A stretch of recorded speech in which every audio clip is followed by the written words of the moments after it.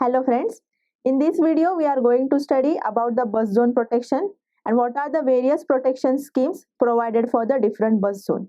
We have already studied the protection schemes such as differential protection, distance protection, overcurrent protection, etc.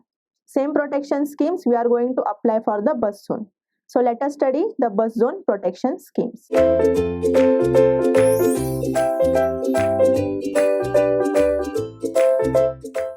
First of all, let us study the introduction to the bus zones and what is the importance of the bus zones in the power system.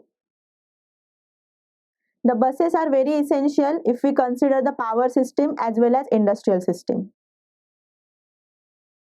Therefore, it is very necessary to provide the bus bar protection because first point, the fault level at the bus bars is very high.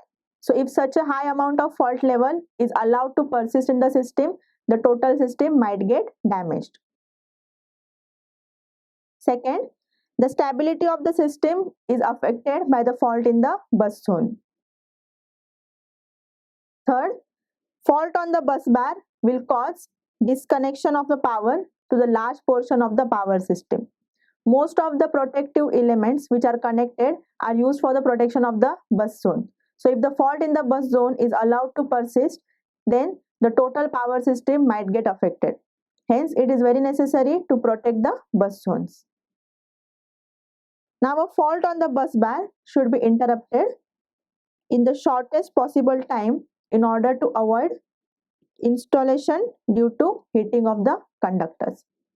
Now, if the fault on the bus zone is not cleared on time, then it might damage the insulation because it will cause the heating of the conductors. So, this fault has to be detected as early as possible and needs to be cleared, and the faulty part of the system needs to be disconnected or isolated from the healthy part of the system. So there are certain desirable features which have to be considered while protecting the bus zone. So these features are as follows. First is high speed. So the speed of operation of the bus zone protection scheme should be very high. That is, it must take very less operating time. Second is stability for the external faults. Now we all know that whatever equipments are connected in the power system, they come under the particular zone of protection. So the protective relaying or the protective equipment which is connected in a particular zone, only that equipment should operate if the fault occurs. So it should not operate for the external faults or the fault which occur in another zones of protection.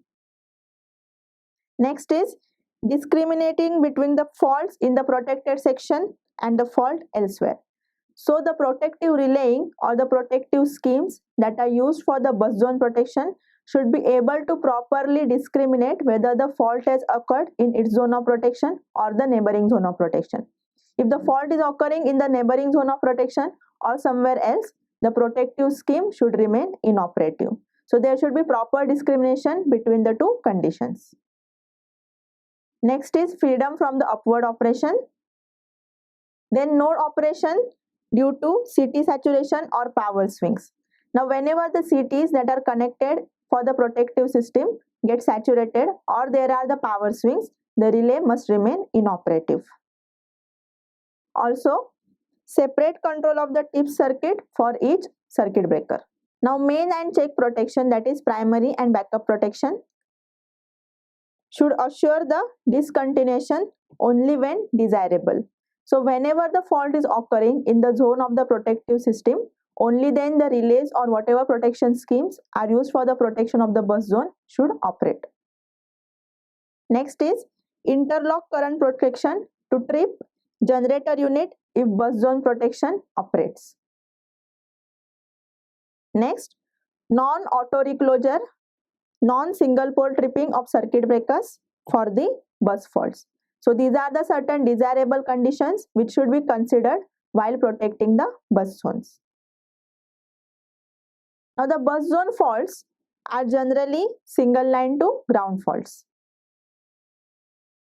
But face-to-face faults can also occur for medium and high voltage buses. So the protection scheme that is used for the protection of the bus zone should consider the level of fault currents as well. Now the causes of the bus zone faults can be listed as below. First is failure of the support insulation resulting in the rotor earth fault. Now, whenever rotor earth fault occurs, due to the heavy earth fault current, the insulation might get damaged. So, the failure of this insulation can be one of the reasons for which the faults occur in the bus zone. Second is flashover across support insulators during over voltages. Now, whenever the voltage increases beyond the rated value, that condition is called as over voltage. Now, the high voltage is very dangerous or harmful to the insulation which is used for the protective equipments. Hence, there can be failure of the insulation due to the flashover. Next is failure of the connected system or connected equipment. Whatever equipments are connected in the particular bus zone, they might fail whenever abnormal condition occurs. So this is one of the reasons for which the faults occur in the protected zone. Next is earthquake, mechanical damage. Now let us study one of the protection scheme for the bus zone, that is bus zone protection by overcurrent relays of the connected circuits. Now we know that overcurrent relays will basically sense the current which goes beyond its rated value whenever the abnormal condition occurs. So the graded overcurrent and earth fault protection on the incoming feeders can be provided for bus protection. Such bus protection is provided as a primary protection only when no other primary bus zone protection is applied. So whenever there is only one primary protection, at that time we can use the overcurrent relays or the earth fault relays. Now in case of other primary bus zone protection is applied, the overcurrent and earth fault protection of the incoming circuit will act as the backup protection. So we know that there are two protections, primary protection and the backup protection. So primary protection is the first line of defense for protecting the equipments which are connected in the power system. If already the primary protection is provided for the bus zone, then the overcurrent and the earth fault protection for the incoming feeder will act as a backup protection. So the backup protection operates only if the primary protection fails or the equipments which are connected as the primary protection are taken out for the maintenance. Now figure A shows this principle. So if we see here, the overcurrent protection of the incoming lines will act as a primary protection. This is the protective relay used for the protection from the overcurrent at the incoming feeder. Then here we have overcurrent or impedance protection of the incoming lines at the remote station. This type of protection is provided for the station A. So for the station A, this side acts as the incoming, whereas this is the outgoing. So the station B is the remote station considering the station A. So the fault on the bus A can be sensed by the overcurrent relay O of the incoming circuit, and it can be disconnected by opening the circuit. Let us see this in the figure. So whenever the fault occurs, then the overcurrent can be sensed by this overcurrent relay, that is O. So in order to protect the system from this overcurrent, the incoming circuit has to be disconnected. Now the overcurrent protection of the incoming feeders will provide the protection to the bus. Now there are certain disadvantages related to this system. These are: first is the delayed action, that is the operating time for such system is very low. Second is disconnection of more circuits in case there are two or more incoming lines. So let us consider that there are two or more incoming lines. Even if the fault is occurring on one line, due to the opening of the circuit, more lines or more incoming lines can get disconnected. Next is exact discrimination is not possible. So in this type of protection, the exact discrimination is not possible, which means relay cannot discriminate whether the fault has occurred in its zone of protection or somewhere else. Zone is not clearly specified. So as the relay cannot discriminate whether the fault has occurred in its zone of protection or the neighboring zone of protection or somewhere else, the relay cannot properly understand or relay cannot properly operate for the fault when it appears in its zone of protection. There is a chance that relay might operate for the external fault as well. Hence, the zone of protection for such type of system cannot be specified. Now, to isolate the bus fault, all the incoming lines connected to the bus must be opened. Therefore, this type of disconnection may include generating sources as well as transmission lines. So, when we have to disconnect, when the fault occurs at the incoming feeder, all this system, that is generator, transmission line, has to be isolated. Therefore, it is important to have the correct operation of the bus zone protection for the internal faults only. So, the bus zone protection should be selected, or the time grading should be provided in such a way that it operates only for the internal fault, not for the external faults. Therefore, bus zone protection by the overcurrent relays of the other zones is not the satisfactory solution. Because of this, what will happen? Even if the fault is occurring somewhere else, the relay might operate. Even if the fault is occurring in its zone of protection, relay might not operate, because here the zone of protection is not specified. Hence, this type of protection will not give us the satisfactory results. Therefore, it is only used in case of distribution systems. However, such a protection can always be used as the backup protection for the bus zone. That is, if the primary protection is of some other type, like differential protection or distance protection, then the overcurrent relays or the earth fault relays can act as the backup protection. That is, if the primary protection fails, then the backup protection might operate. So, the primary protection generally used is of the differential type. Now, the second protection scheme is bus protection by the distance protection scheme.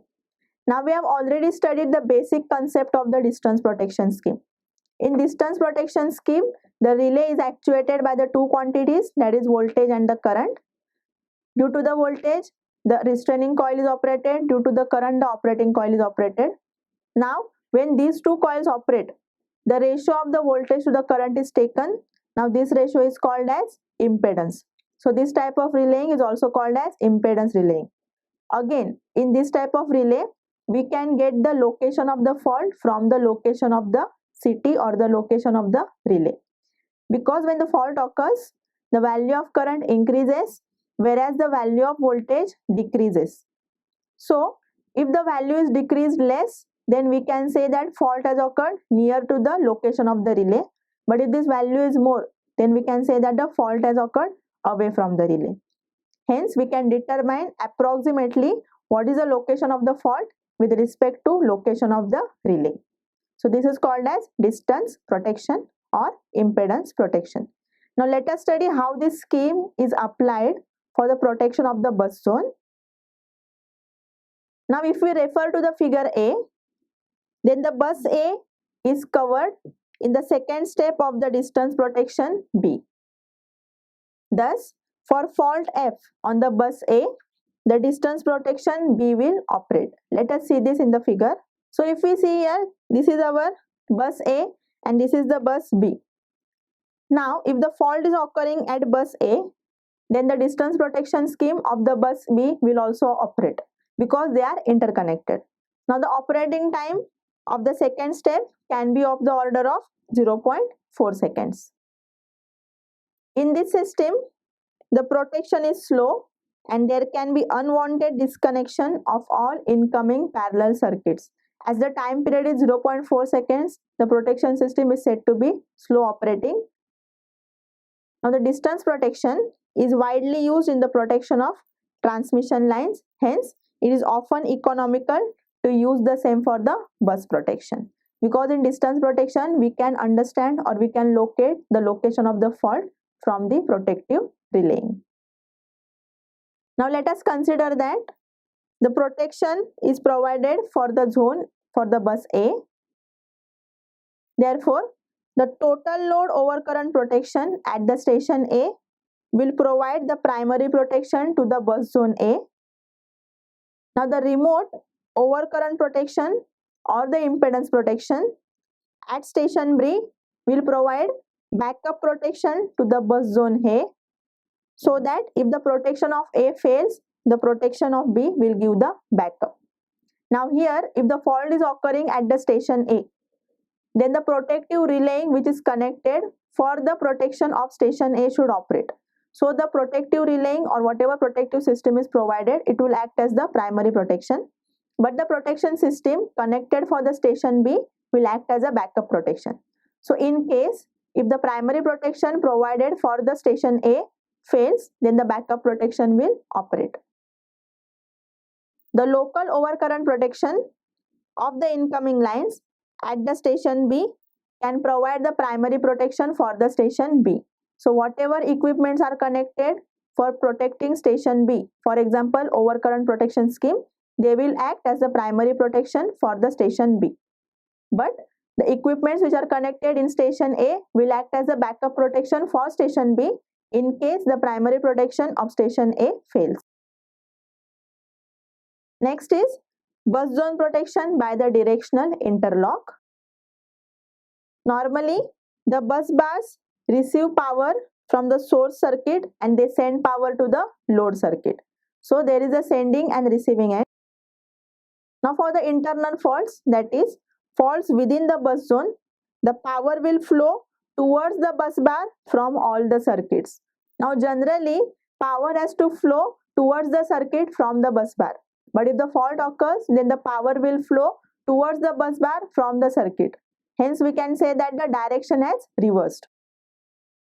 Now, if we consider the external fault, then one of the circuit power flows from bus bar towards the circuit. So, in case of external fault, the power will flow from the bus bar towards the circuit. But in case of internal faults, the power will flow from the circuit towards the bus bar.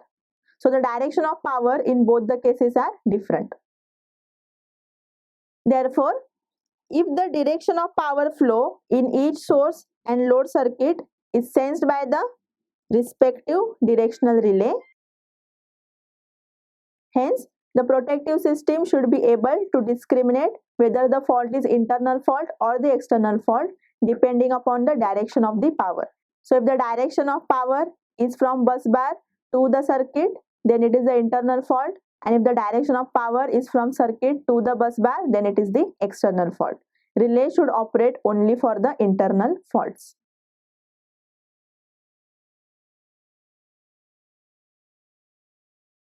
So this is the diagram for the bus zone protection by using the differential interlock. If we see in figure 1, it shows the power flow, that is the normal condition. Then figure B shows the power flow for the external fault in the load condition, and figure C shows the external fault in the source condition. So here the normal condition is from the bus bar to the circuits. Now for the external fault, the power flow is from circuits to the bus bars, and here is the condition for the external fault at the source condition. Now here the figure shows the diagram for the internal faults. So in case of internal faults, the power flows from circuits to the bus bars. Now if we consider figure B, then during the external fault on the load circuit, direction of the power flow from the source circuit remains unchanged. However, the direction of power flow from the load circuit is likely to be reversed. For severe faults, overcurrent relays of the load side may operate, but the directional relays on the source side of the circuit will remain inoperative. Now let us consider the external fault on the source circuit. The directional relay of this circuit will operate as shown in figure 3. Let us see this in the figure. So here is the case of the external fault in the source condition. So here the directional relay will operate. Now because of this, the current which is flowing in the load circuit is reduced substantially. Now the principle of directional comparison was earlier adopted, but this scheme comprised of directional relays in the source circuit and the overcurrent relays in the load circuit. So in case of overcurrent relays in the load circuit, it will sense the rise in current, that is overcurrent condition, whereas the directional relays in the source circuit will sense the direction of power. Now the contacts of these relays are suitably interlocked in such a way that if the power flow is towards the bus bar from the source and the current is flowing away from the bus bars, which is sufficiently low, the entire bus zone protection acts and all the circuit breakers on the load side and source side are tripped. Next method is phase comparison protection. Now in this type of method, two instantaneous relays are connected in the rectifier bridge circuit. Now if you consider the instance of the internal faults, the contact of both the relays close and the trip circuit is closed. But for the external faults, contact of the both relays do not close and the trip circuit is energized. Next is bus protection by differential principle. We have already studied the basic concept of the differential protection schemes. In case of differential protection, two similar quantities are compared. Now the two similar quantities might be current or they might be voltage, but one current and one voltage cannot be compared. So the CTs are connected at the incoming and outgoing side of the protective zone or whatever part is protected. The current in both the CTs are same during the normal operating condition. Hence the differential current, that is I1 minus I2, which flows through the relay coil is 0. So under the normal operating condition, the relay remains inoperative. But when the fault occurs, then this balance is disturbed, that is the two currents in the two CTs, I1 is not equal to I2. As a result, some amount of differential current, that is I1 minus I2, flows through the relay coil and relay will operate. So this is the basic scheme which is called as differential protection scheme. Now let us study how this scheme is applied for the bus zone protection. So the differential protection is a wide term which is applied to the protection which responds to the vector difference between two or more electrical quantities. Now these two or more electrical quantities must be same. So a simple method of the bus bar protection is by comparing the vector currents entering and leaving the bus zone. So during normal operating condition, the current which will enter the bus zone will be equal to the current which is leaving the bus zone. Hence if we do the comparison between these two currents, then we can know whether it is a fault condition or the normal condition. So when the fault occurs, the incoming current and outgoing current will not be same. Now in the absence of the internal faults, the vector sum of the currents entering the bus zone is equal to the vector sum of the currents leaving the bus zone. In other words,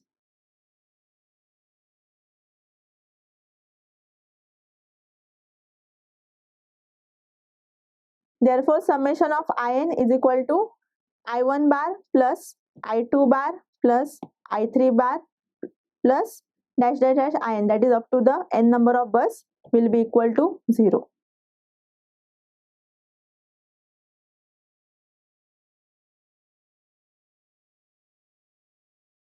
So here I1 dash, I2 dash up to In are the values of current which are connected in the circuits connected to the bus bar. So basically 1, 2, 3 refer the number of bus. So the figure shows bus zone protection based on the differential protection scheme. So here these are the various buses I1, I2, I3, In are the currents in each bus. So if we see here, CTs are connected in each bus. Then I1 is the value of secondary current of CT in bus 1. Similarly, I2, I3, I4 up to In are the values of the secondary currents in the CTs. Now the addition of all the currents are given to these relays. Now the relay has a particular pickup value. If the summation of all these values is greater than or equal to the pickup value, only then relay will operate. But under the normal operating condition, this addition is equal to 0. Hence the relay remains inoperative. Now let us consider that the internal fault has occurred. So in case of internal fault, the vector sum of the currents in the circuits connected to the bus bar will be equal to the fault current. That is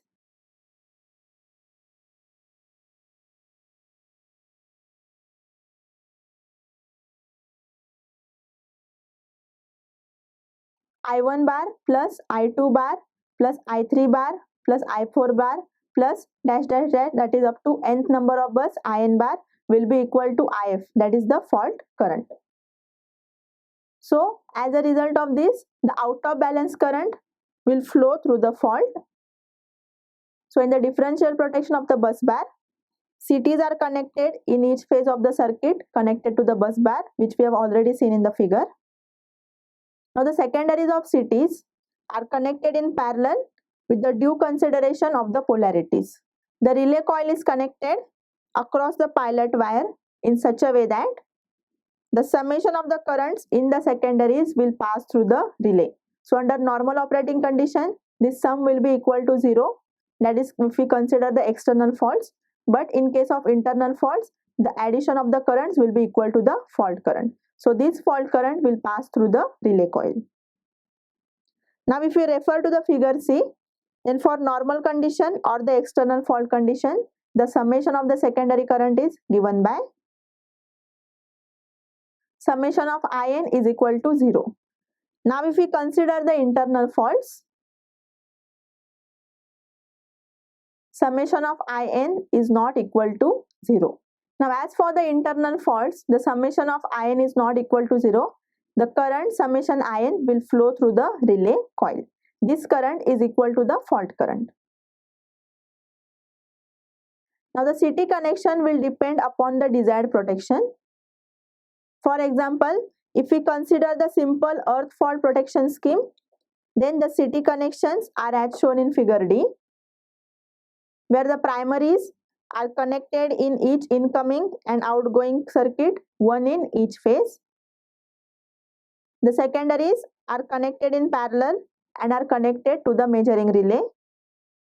Now for the external fault, F2, the sum of the currents entering from the bus is equal to the sum of the currents leaving. Hence, the secondary current will sum up to 0 and relay will not operate. So this is the figure which shows connection of CTs for the earth fault protection. So if we see the diagram, the fault F1 acts as the external fault for bus A. So in this case, the incoming current and the outgoing current will be equal. So the relay will remain inoperative. But if we consider for the zone B, then the fault F1 will act as an internal fault for zone B. Hence, some amount of current will flow through the relay and relay will operate. The connection of CTs for the sectionalized bus are as shown in figure E. Here, the CTs are arranged on both sides of bus bar, which are sectionalizing breaker, so as the protections overlap and no dead holes are left in the bus bar. Here the overlapping is done so that suppose there is a boundary condition, that is if there are two different zones of protection and if the fault is occurring on the boundary of the zone, then the protective relay will not be able to decide whether the fault has occurred in its zone of protection or in the neighboring zone of protection. To avoid this boundary condition or to avoid the dead holes, the overlapping is done so that whichever protective relaying is closer to the fault will operate first. So the figure shows earth fault protection of the bus by circulating current differential protection. Now if we want to obtain the phase fault and the earth fault protection, the 4 pilot wire scheme can be used, which is as shown in figure F.